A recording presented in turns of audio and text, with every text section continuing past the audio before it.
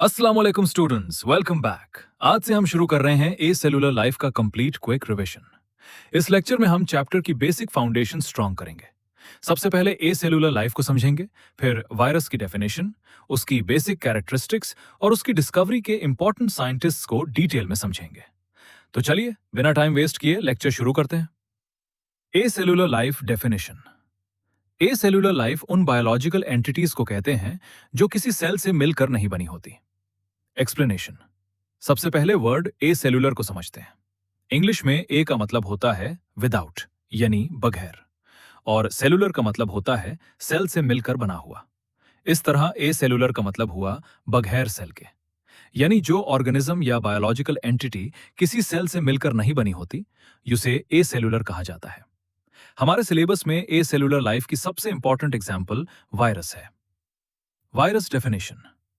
Virus एक non cellular सब microscopic infectious agent है जिसमें डीएनए या आरएनए में से सिर्फ एक जेनेटिक मटेरियल होता है। यह प्रोटीन की कवरिंग में बंद होता है और सिर्फ लिविंग होस्ट सेल के अंदर रिप्रोड्यूस करता है। एक्सप्लेनेशन। अब इस डेफिनेशन को लाइन बाय लाइन समझते हैं। सबसे पहला वर्ड है नॉन सेलुलर। नॉन का मतलब होता है नहीं, सेलुलर का मतलब होता है सेल से मिलकर बना हुआ, यानी वायरस किसी भी सेल से मिलकर नहीं बना होता।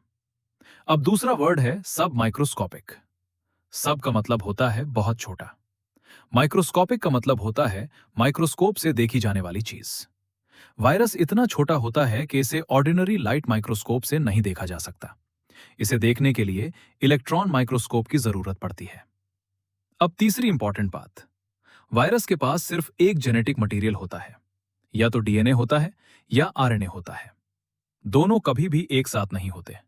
ये एमडी कैट का बहुत इंपॉर्टेंट कॉन्सेप्ट है। अब एक और इंपॉर्टेंट बात याद रखिए, वायरस के पास न्यूक्लियस नहीं होता, वायरस के पास साइटोप्लाज्म नहीं होता, वायरस के पास राइबोसोम्स नहीं होते और दूसरे सेल ऑर्गेनेल्स भी मौजूद नहीं होते। इसी वजह से वायरस अपना फूड खुद प्रिपेयर नहीं कर सकता, अपनी प्रोटीन्स खुद नहीं बना सकता और अपनी एनर्जी भी खुद प्रोड्यूस नहीं कर सकता। रिप्रोडक्शन के लिए इसे हमेशा किसी लिविंग होस्ट सेल की जरूरत होती है। इसीलिए वायरस को ऑब्लिगेट इंट्रासेलुलर पैरासाइट कहा जाता है। ऑब्लिगेट का मतलब होता है लाजमी, इंट्रासेलुलर का मतलब होता है सेल के अंदर। पैरासाइट उस ऑर्गेनिज्म को कहते हैं जो अपनी सर्वाइवल के लिए दूसरे ऑर्गेनिज्म पर डिपेंड करता है, यानी वायरस लाजमी तौर पर होस्ट सेल के अंदर ही रिप्रोड्यूस कर सकता है। Important points. Virus non cellular होता है।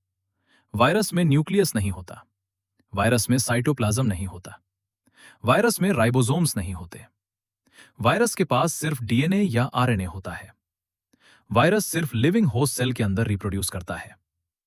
Virus word definition.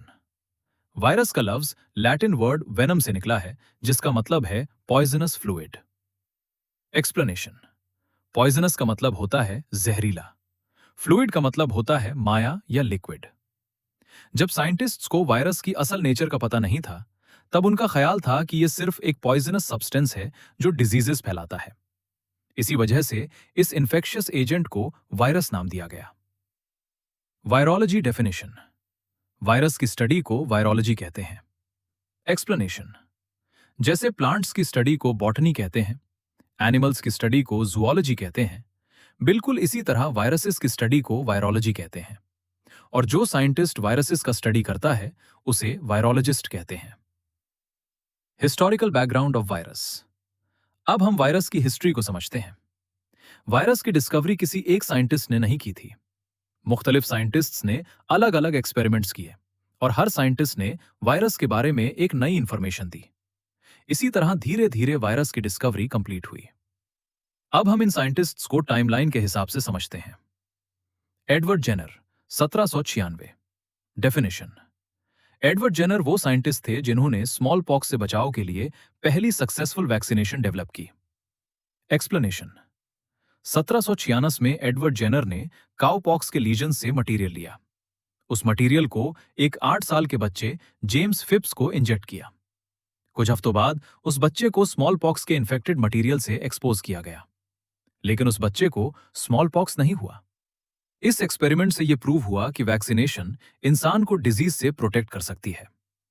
बाद में लुई पाश्चर ने इस मेथड का नाम वैक्सीनेशन रखा, क्योंकि लैटिन लैंग्वेज में काऊ को वाक्का कहते हैं।